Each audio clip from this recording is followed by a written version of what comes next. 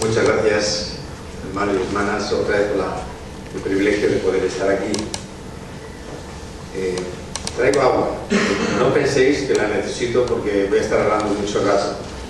No ese es el motivo, es simplemente porque dentro de poco me tienen que intervenir de la nariz, entonces estoy pasando un periodo de mi vida bastante difícil por el problema de que no puedo respirar y se me queda la garganta bastante seca, ¿no? Hoy quería compartir con vosotros algo que va a ser muy sencillo, porque yo creo que la palabra de Dios siempre es sencilla. Lo que pasa es que cuanto más sencilla es, o cuando vemos que es más sencilla, a la vez no nos damos cuenta de que es muy profunda. Y posiblemente la pregunta que os voy a hacer no va a ser nada complicado, o sea, no voy a hacer un estudio profundo, no, todo lo contrario, creo que sea lo más sencillo posible desde algo muy fácil que la palabra de Dios nos enseña. Pero la pregunta que os voy a hacer es que nadie se lo tome de una forma equivocada, ¿vale? La pregunta es, ¿evaluamos nuestra vida espiritual? ¿Lo hacemos de tanto en tanto? ¿Lo evaluamos como evaluamos otros aspectos de nuestra vida? En realidad, pruebas, evaluaciones, las tenemos a mansalva, ¿no? A mansalva. Desde toda la esfera laboral, los diferentes trabajos que hacemos, cuando tenemos que presentar currículum, los perfiles laborales, actitudes, capacidades, nos exigen cada vez prepararnos más para tener mejores actitudes ante los trabajos que nos vienen. Estudios formativos, todos los que son estudiantes y hemos sido estudiantes lo sabemos, desde que empezamos con exámenes, evaluaciones, etcétera, etcétera. Proyectos que podemos hacer en nuestra vida, en nuestros trabajos, también están expuestos a evaluarlos constantemente. Aspectos físicos y deportivos. Y si hablamos de la salud, yo creo que es la esfera de nuestra vida que más nos evalúa. Las analíticas, radiografías, ecografías, estados generales, chequeos, etcétera, etcétera. Todo va en relación a cómo estamos, si estamos bien o hay cosas que se tienen que mejorar. Ahora, la vida espiritual, nuestra vida espiritual, ¿la evaluamos? ¿Cómo evaluamos esos otros aspectos? Evaluar significa determinar el valor de algo o de alguien, ¿no? Pero ¿quién podría evaluar nuestra vida espiritual? ¿Los ancianos, los pastores? ¿Quién tiene la capacidad para hacerlo? ¿O en qué parámetros nos podrían evaluar? Y nosotros, ¿cómo lo podríamos hacer? ¿Nos lo hemos planteado a veces esto? Porque yo sí. Y parece mentira, pero cuanto más tiempo va pasando en mi vida, más me replanteo muchas cosas que antes no me las replanteaba y las necesito evaluar. Y en realidad la palabra de Dios sí que nos habla, no tanto la palabra evaluar, pero sí nos habla en otros textos o en diferentes textos con otras palabras de hacer esa introspección interna de cómo estamos viviendo nuestra relación con Dios, con su palabra, con la iglesia, todo lo que es la esfera que decimos espiritual, que no abarca solamente lo interno, sino también nuestra relación con los demás. El Señor Jesús dijo, mirad también por vosotros mismos, que vuestros corazones no se carguen de glotonería y embriaguez y de las preocupaciones de esta vida, y venga de repente sobre vosotros aquel día. El apóstol de Hebreos nos dice, mirad bien para que ninguno deje de alcanzar la gracia de Dios, mirad. En Corintios, Pablo, en el capítulo 13, versículo 5, dice, examinaos a vosotros mismos para ver si estáis en la fe. Ojo, el apóstol pega fuerte, cuando se trata de este tema. Examinaos a vosotros mismos para ver si estáis en la fe. Probaos a vosotros mismos. Entonces, de una forma o de otra, en la palabra sí que encontramos versículos, textos que nos hacen pensar en este tema. Y hay uno concreto que es muy conocido, que es el Salmo 139, el Salmo de David, que dice, y lo dice de una forma creo que majestuosa y magnífica, Señor, tú me has examinado y me conoces. Tú conoces todas mis acciones, aún de lejos. Te das cuenta de lo que pienso. sabes todas mis andanzas, sabes todo lo que hago. Y al final dice, oh Señor, oh Dios mío, examíname, reconoce mi corazón, ponme a prueba, reconoce mis pensamientos, mira si voy por el camino del mal y guíame en el camino eterno. Por lo tanto, en la palabra de Dios sí que encontramos que muchas veces nos motiva a examinarnos, a mirarnos, a replantearnos cosas que tienen que ver con esa esfera. Entonces, hubo un momento determinado que pues tuve que replantearme cosas personales sobre el ministerio, sobre decisiones que tomar y tal. Y a veces hay situaciones en tu vida que te causan una cierta preocupación, ¿no? O sea, estoy preparado, seré capaz, ¿qué tengo que hacer? Mejor no hacer nada, ¿no? Y en una ocasión me vino por esas circunstancias que está viviendo el texto que se encuentra en 1 Corintios capítulo 3, que al leerlo y al exponerlo aquí, lo primero que quiero decir es que en ningún momento voy a usar este texto que Pablo hablaba y escribía a la iglesia de Corinto, que todos sabemos el perfil de aquella iglesia, ¿vale? O sea, que no lo voy a tomar para compararlo con Calle Colombia, Dios me libre de todo eso, pero sí que quiero usar el texto porque ese fue un texto que a mí me hizo replantear cosas que estaban muy claras, pues yo no las tenía tan claras. Y el apóstol, pues, conocéis la iglesia en Corinto, conocéis los problemas que había allí, por eso no puedo compararlo, porque, madre mía, o sea, llegar al nivel de situación problemática que se veía en Corinto era increíble, ¿no? Cada iglesia, cada familia, cada miembro tiene sus problemas, sus circunstancias, ¿no? Pero Pablo está hablándoles y les está hablando de una forma muy fuerte y muy clara y muy precisa. Le dice, de manera que yo, hermanos, no pude hablaros como espirituales, sino como a carnales, como a niños en Cristo. Os di a beber leche, no alimento sólido, porque aún no erais capaces, ni sois capaces todavía, porque aún no sois carnales. En efecto, habiendo entre vosotros celos, contiendas y disensiones, ¿no sois carnales y andáis como hombres? Y luego continúa, no voy a leerlo, porque luego continúa con otro aspecto también importante. Pero aquí el apóstol Pablo lo que va a hacer, lo que les quiere decir es, concretamente en este capítulo, les quiere hacer una doble evaluación, o que se replanteen eso. Primero, ¿qué están comiendo? ¿Cómo están comiendo? O sea, el alimento espiritual que ellos están percibiendo. Por eso les dice esto. Después habla acerca de las situaciones más bien de interés, por uno, por otro, de egoísmo, de fama, etc. Yo soy de Pablo, yo soy de Apolo. O sea, había inclinaciones y les está diciendo, les está exhortando acerca de esto y les está exhortando cómo se edifica la iglesia y cómo se sirve a la iglesia. Por lo tanto, el apóstol Pablo les va a plantear dos preguntas para que evalúen algo acerca de su vida personal, su vida espiritual. La primera, cómo se están alimentando. La segunda, cómo están sirviendo a la iglesia. Esta no lo vamos a tocar porque esto es para otro mensaje, ¿no? ¿Cómo estamos sirviendo a la iglesia? Pero yo quisiera solamente que pensáramos en este primer aspecto. ¿Cómo nos estamos alimentando? Porque yo sé que obviamente todos hacemos un esfuerzo y lo hacemos constantemente. La mayoría llevamos muchos años conociendo al Señor, viviendo en la iglesia, dando testimonio, sirviendo, ¿no? Pero Pablo les está diciendo, ellos también tenían su tiempo, varios años, desde que Pablo empezó a trabajar con ellos. Y les dice, empieza de una forma muy fuerte, no pude hablaros como espirituales, sino como a carnales. O sea, que está planteando ahí dos aspectos de la vida de un creyente, en los cuales se puede manifestar más un aspecto u otro aspecto. Conceptos de carnalidad y espiritual a lo largo de la iglesia se ha hablado, se ha dicho muchas cosas, pero ¿quién decide? ¿Quién decide quiénes son los hermanos carnales y los espirituales? No seré yo.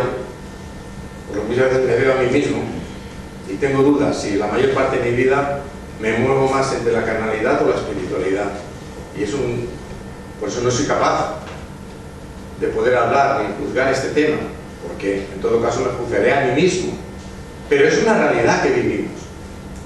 Ser espirituales o ser carnales, todo va a depender de cómo y de qué nos alimentamos. Esto es lo que creo que es de verdad. Por eso Pablo les habla que hay dos tipos de alimento. Está la leche y está la vianda o el alimento sólido. Y se lo dice muy claro. No pude hablarlo como espirituales. Os tuve que dar la leche espiritual, lo básico, lo sencillo. No pude daros enseñanza más profunda a vuestras vidas, porque no eres capaz de digerir lo fácil y lo sencillo de la palabra de Dios, ¿no? Por lo tanto, sí que es verdad que en ese aspecto es algo importante que podamos evaluarnos y replantearnos cuál es el alimento que estamos recibiendo, cómo nos estamos alimentando. Mirad, es muy sencillo, en la vida real, la vida de cada persona, cada nosotros, cuando hemos sido bebés, hay todo un proceso de alimentación. Desde la leche materna, cuando se nace y la madre puede darla, puede ofrecerla, a luego pasar al tema de biberón, ayudas, pasar al cabo de los meses con las papillas, luego vienen las frutas, vienen luego las verduras, así hasta que se introducen verduras, hortalizas, el pollo, la ternera, etcétera, etcétera, etcétera. Esto es lo que un bebé necesita, ¿para qué? Para poder ir creciendo. Pero lo primero que necesita es la leche. La necesita. Sea que la madre la pueda dar, la pueda suministrar, o bien que se le pueda ofrecer ya de leche ya que está en el mercado. Pero es necesario. Pablo dice, eso es exactamente también lo que pasa en la vida cristiana. Primero nos tenemos que alimentar de la leche. ¿Y qué tipo de leche es esa a la cual se refiere Pablo? Pues tanto la leche espiritual como el alimento sólido lo dice en otro texto, cuando Pablo está hablando a Timoteo, en su segunda carta a Timoteo, que primeramente le dice, en 2 Timoteo capítulo 3, 14 le dice a Timoteo, pero persiste tú en lo que has aprendido y que persuadiste, sabiendo de quién has aprendido, y que desde la niñez has sabido las Sagradas Escrituras, las cuales te pueden hacer sabio para la salvación por la fe que es en Cristo Jesús. Esto es la leche espiritual. Todo aquello que recibimos de la palabra de Dios que nos ayuda para ser salvos, para llegar a reconocer el amor de Dios, el plan de Dios, la salvación que Dios nos ofrece a través de Cristo. Y esto es lo primero que aprendimos. Y esto es lo primero de lo que nos alimentamos. Porque eso fue lo que nos llevó a conocer a Cristo, a aceptarlo como nuestro Señor y Salvador, a entender que nuestra vida aquí tenía un propósito, pero que éramos pecadores y necesitábamos que Cristo actuara en nuestra vida. Amén. Y eso, todos sabemos en esos años, esos primeros años de nuestra vida, lo que experimentamos, lo que a veces decimos y recordamos, el gozo de la salvación, todo aquello que lleva a haber disfrutado, digamos, de esos momentos especiales, cuando todo es nuevo, cuando la palabra de Dios nos habla de promesas, de versículos.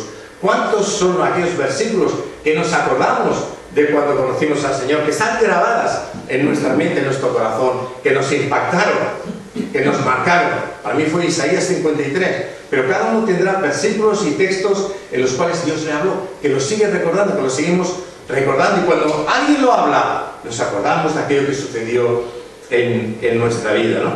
Bien, el mensaje sencillo y básico de la palabra de Dios, el mensaje de salvación, es un mensaje que es alimento para nuestra vida, para nuestra salvación, pero no solamente nos podemos conformar, y Pablo es lo que quería decirles, os habéis quedado saboreando aquel primer alimento, aquel primer gozo, pero ¿y vuestras vidas? Pues en este nuevo pasaje, en el versículo 16, sigue diciendo, toda la Escritura es inspirada por Dios y útil para enseñar, para redarguir, para corregir, para instruir en justicia, a fin de que el hombre de Dios sea perfecto o maduro, enteramente preparado para toda buena obra. Y esto ya es diferente. Esto ya no habla de cómo ser salvos, o cuáles son los pasos para ser salvos. No, no. Aquí son lo que hay que hacer, lo que hay que desarrollar en nuestra vida, lo que tenemos que aprender para llegar a la perfección, para ser maduros, para estar preparados para la obra que Dios quiere hacer en nuestra vida. Y eso implica, y eso es lo que significa el alimento sólido, que es un alimento que solo encontramos, obviamente, en la palabra de Dios. Entonces, cuando pensamos en todo esto, pues muchas veces yo me he tenido que replantear y lo intento hacer constantemente, ¿no? ¿Cómo nos alimentamos? ¿Está siendo beneficioso para nuestra vida? Mirad, yo doy gracias a Dios por Manuel, por el director de IPSTE, porque para mí IPSTE representó una situación muy crítica en mi vida, no por IPSTE, sino porque justo cuando yo quise ir, yo estaba dispuesto, no era entrar en IPSTE aquí, sino era irme a Guatemala, por razones que ahora no vienen al caso. No tuve el apoyo no de mi familia, sino de circunstancias de la iglesia y tal. Y se me desanimó en cierta forma y se me dijo que el mejor seminario era la iglesia. ¿Cuántas veces me he arrepentido de no haber sido valiente y haber tomado la decisión de ir a estudiar? Porque yo entiendo, doy gracias a Dios porque Dios permitió luego que a través de EVE, de CED, y pudiera ir estudiando de una forma autodidacta, pude ir aprendiendo. Pero ¿cuántas veces yo me he arrepentido? Porque yo he aprendido de lo bueno que era separar unos años de vida, lo he visto en otros hermanos, y lo deseaba, apartar unos años para estudiar, para prepararte, para estar preparado, porque luego, claro que te vas preparando en la iglesia, sirviendo, aceptando que estés de anciano, de pastor, recibiendo por un lado, recibiendo por otro, y la preparación, y la base bíblica, pues claro, si la tienes, es la fortaleza, es el alimento que te ayuda a soportarlo todo, a tener una visión clara y saber hacia dónde vas. Por eso yo animo a todos los que podáis, todos los que puedan realmente seguir estudiando, y si hay gente joven que puede ir a este, de verdad, es una bendición tremenda, ¿no? Bien, entonces, pero, aunque esto es importante, y muy importante, el conocimiento bíblico, porque ahí está la base, es donde se encuentra ese alimento sólido, hay dos cosas, hay dos aspectos importantes que si no se tienen presente, el conocimiento bíblico no va a servir. Ya os lo digo yo. Porque mucho conocimiento sin esos dos aspectos posiblemente nos lleve a un desarrollo intelectual, conocimiento bíblico, más o menos profundo, pero el conocimiento de la palabra, el alimento de la palabra tiene una trascendencia que va más allá de aquí. Va más allá. Empieza por aquí, sigue por aquí, y luego sigue la acción de lo que es tu vida y lo que tú haces. Por lo tanto, tienen que reunirse esos aspectos. Y mirar dos aspectos, dos ejemplos de lo que yo considero que es ese alimento sólido. Primero, la palabra de Dios. La palabra de Dios es una fuente inagotable. Yo creo que el primer aspecto, el primer requisito también para evaluarnos nosotros cómo nos alimentamos de la palabra de Dios es si la vivimos y la aplicamos. Si la vivimos y la aplicamos en nuestra vida, primero. No hablo de conocimiento, hablo de vivencia. De vivencia. Y esas enseñanzas, ¿cómo las aplicamos en nuestra vida? Mira, os quiero dar un ejemplo de algo que me sucedió hace mucho tiempo aquí, justo aquí. Había un texto en la palabra de Dios que desde pequeño yo lo había sentido muchas veces. Romanos 8, 28, 30. Y sabemos que a los que aman a Dios todas las cosas les ayudan a bien. Lo habéis sentido en casa, lo habéis sentido en hermanos mayores que habían sufrido, habían pasado situaciones muy críticas aquí. Recuerdo cómo lo decían, no todas las cosas ayudan a bien. Bueno, sucedió siendo yo joven, o sea, estando aquí en esta iglesia, creo que era una reunión de jóvenes. No recuerdo si yo llevaba tanto el tema como si en un momento determinado tuve que hablar de este texto, o este texto salió en aquel momento, ¿no? Sé que lo que yo hablaba, lo que se desarrollaba ahí, no me acuerdo. Lo que sí me acuerdo es de algo que impactó en mi vida y lo ha seguido impactando hasta ahora, o ha tenido un efecto hasta estos momentos de mi vida. Nuestros hermanos Juan y Merche había fallecido Abigail. Estoy hablando, ya no sé exactamente los años, pero sería no mucho tiempo después, ¿vale?, de que ella falleció. Él estaba aquí, Juan estaba aquí, y sé que, no sé si casi al final, él me lanzó una pregunta y me dijo: ¿cómo puedes enseñar este texto, o de qué forma puedes enseñar ese texto a alguien que ha perdido a su hija?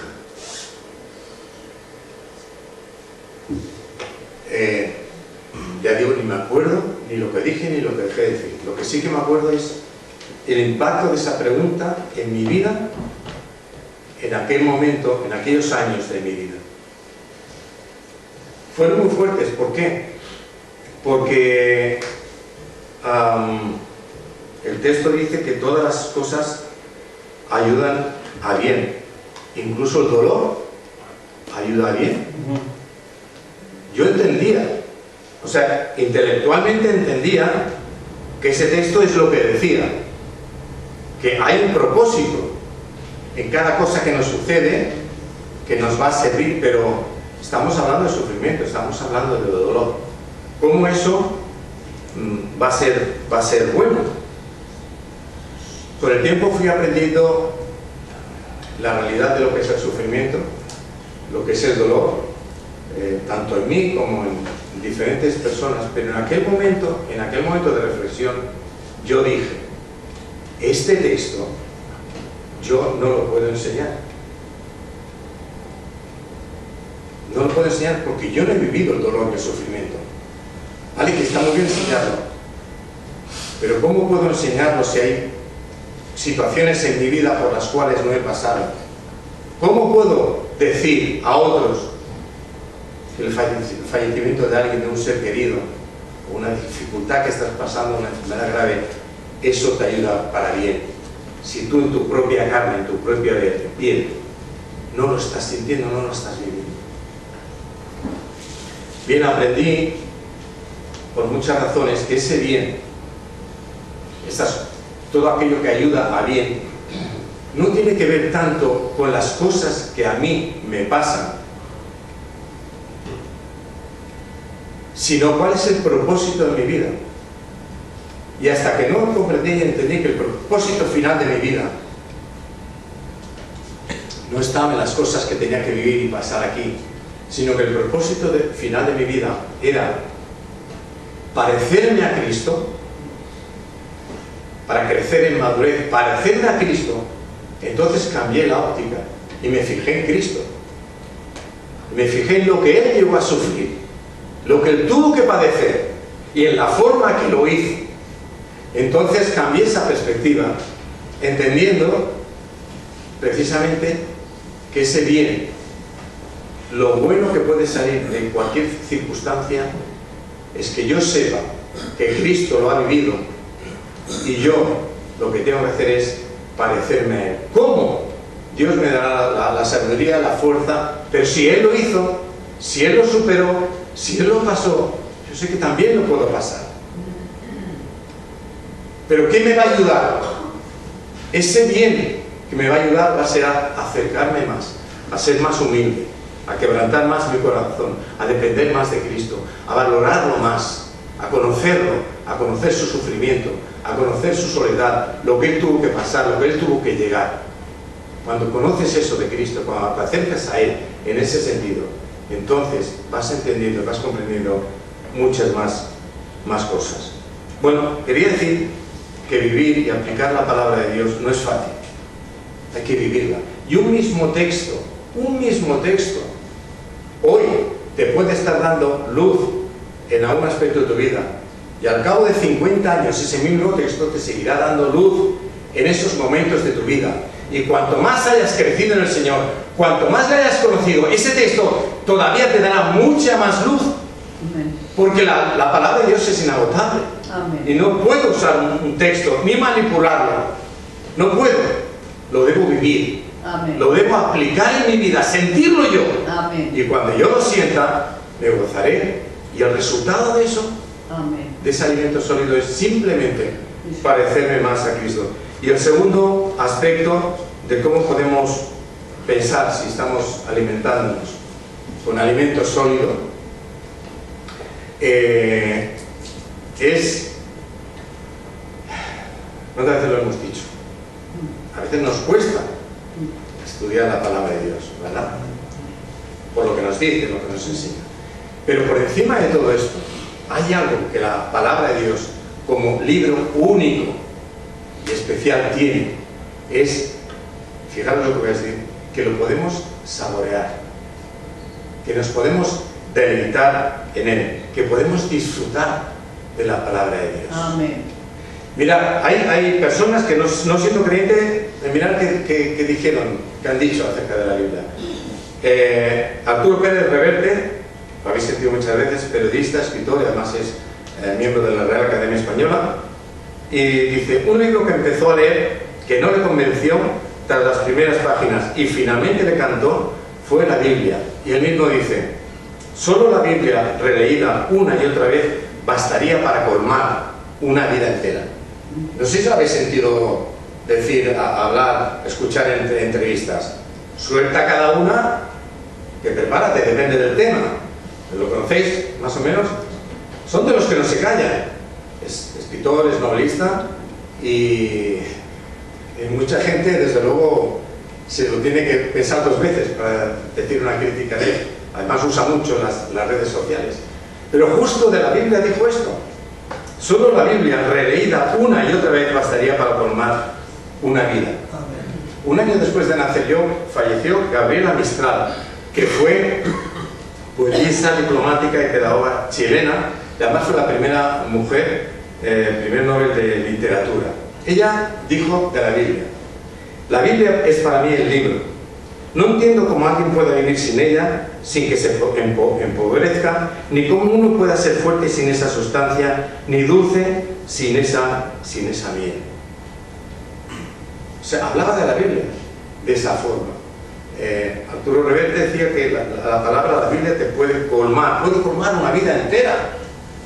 Y él no es nada teólogo, y creo que nada creyente, pero como escritor ha tenido que leerla y ha leído la Biblia, aunque no le convenció, pero luego al final la tuvo que leer y dijo esto.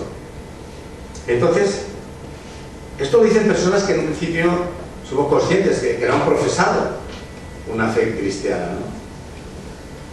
Pero ¿qué dice el salmista? El temor del Señor es limpio, que permanece para siempre. Los juicios de Jehová son verdad, todos justos. Deseables son más que el oro, más que mucho oro afinado, y dulces más que la miel, la que destila del panal. Y luego dice en el Salmo 37, deleítate a sí mismo en Jehová, y Él te concederá las peticiones de tu corazón. Deleítate. Y esa es la palabra clave, deleitarse, saborear la palabra de Dios. Una cosa es alimentarse, aplicarla en tu vida. Eso cuesta esfuerzo. Necesitas del poder de Dios, necesitas del Espíritu Santo. Amén. Para poderla aplicar y ayudar. Amén. Pero hay algo que no podemos olvidarnos. Es que tenemos todo el derecho de disfrutarla, de gozarnos, de deleitarnos en ella. Yo más que entendiendo que la palabra deleitarse significa seducir o dar gusto, hay otro concepto que es placer del ánimo, ¿no? De una forma u otra lo entendamos de una forma u otra. Yo he visto como, yo no sé si yo puedo expresar cómo me deleito yo en la palabra de Dios. Yo me conozco a mí y conozco mis luchas y mis situaciones, pero sí os puedo decir que en mi vida yo he visto yo me he deleitado en la palabra de Dios, porque he visto hermanos y hermanas que se deleitaban y lo expresaban. Y el cómo lo han hecho y cómo lo decían y lo expresaban, eso me hacía sentir gusto por la palabra de Dios, el deseo de leerla, de buscarla. Tuve la gran bendición de tener un padre que no usaba la zapatilla para castigarme, y eso que hice, o sea, honores, no solo para zapatillas, sino para lo que se hacía entonces, la correa y cualquier otra cosa. Tuve muchas ocasiones. Pero ¿qué hacía mi padre? Me cogía, me encerraba en la habitación, me abría Proverbios. La primera vez que lo hice, deseé que me hubiera pegado un buen bofetón, os lo prometo. Pero el efecto que tuvo eso después, eso se lo agradeceré. Ya que lo ven en el cielo ya lo sabe, pero ya se lo agradeceré otra vez, porque eso me ha marcado mi vida. El cómo puedes usar la palabra de Dios para dar un consejo a ti, a mí, que en ese caso había hecho una buena pifiada. Pues sí, y eso me ayudó, porque lo veía a él, que saboreaba y cómo leía la palabra de Dios. Había un hermano, Luis Roca, algunos lo conoceréis, a mí me encantaba. Era un hermano, junto con su mujer Inés, era un hermano que de muchas cosas yo recuerdo, sobre todo, cómo cogía la Biblia. Tenía unas manos grandísimas. Yo de pequeñito lo veía, pero con esas manos no solamente veía cómo pasaba las páginas, veía cómo tenía subrayado y veía cómo hablaba de la palabra de Dios. Eso era un placer, para mí aquello es enamorarme de la palabra de Dios, porque otros lo estaban expresando así, y lo he vivido así, y lo he sentido así en otras personas. Yo doy gracias a Dios por mi esposa, porque Pepis tiene muchos dones, pero yo creo que uno de los dones más grandes que ha tenido, siempre que tiene, es cómo ella ha enseñado la palabra de Dios a los niños en la escuela dominical. El cómo lo enseñaba, su dulzura, su forma de hablar del Señor Jesús. O sea, la he visto, la he sentido muchas veces, ¿no?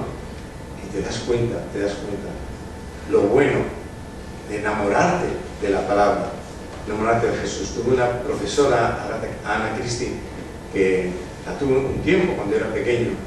Todavía sigo recordándome de ella, de cómo me enseñaba la palabra de Dios, cómo me enseñó a enamorarme del Señor Jesús. A todos los maestros de escuela dominical que estáis aquí o de Splay, disfrutar de la palabra de Dios, endulzaros de ella para que vuestros niños realmente lo vean, lo noten, porque eso de verdad, eso es lo que más te va a ayudar, pero lo necesitamos. Por lo tanto el aplicarlo y vivirlo en nuestras vidas, como el saborear la palabra de Dios, como el disfrutarla, yo creo que es lo que nos hará sentir si estamos alimentándonos con alimentos sólidos de la palabra. Y creo que es bueno que lo hagamos, que nos evaluemos, que pensemos cómo lo hacemos, si lo hacemos de esa forma o no, como lo dice el salmista.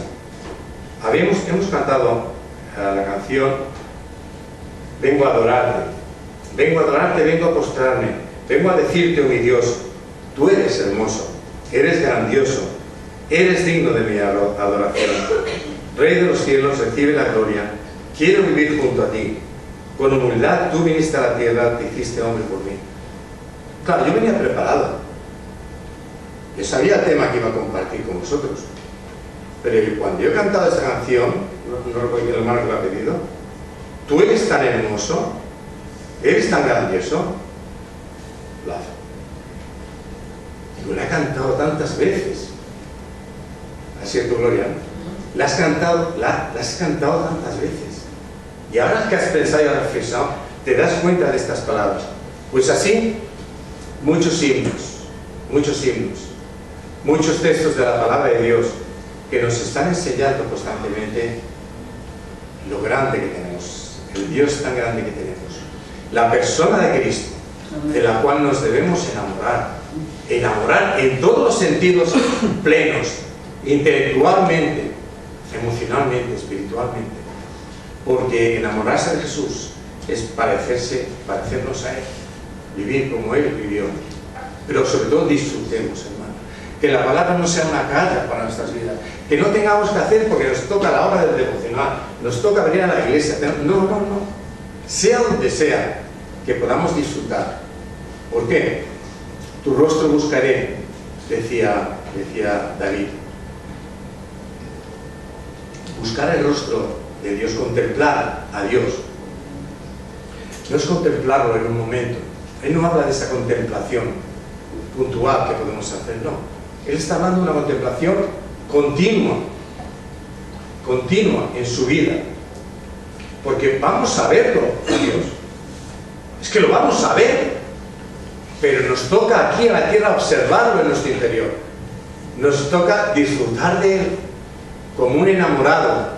Solamente quiere tener la imagen de su novia cuando no está cerca, cuando está lejos y la recuerda. Cuando solo busca su rostro, estar con él o estar con ella, porque necesita verlo. Es exactamente lo mismo. Y algún día estaremos con el Señor. Es ahora cuando podemos observarlo, cuando debemos enamorarnos, cuando debemos disfrutar de todo esto.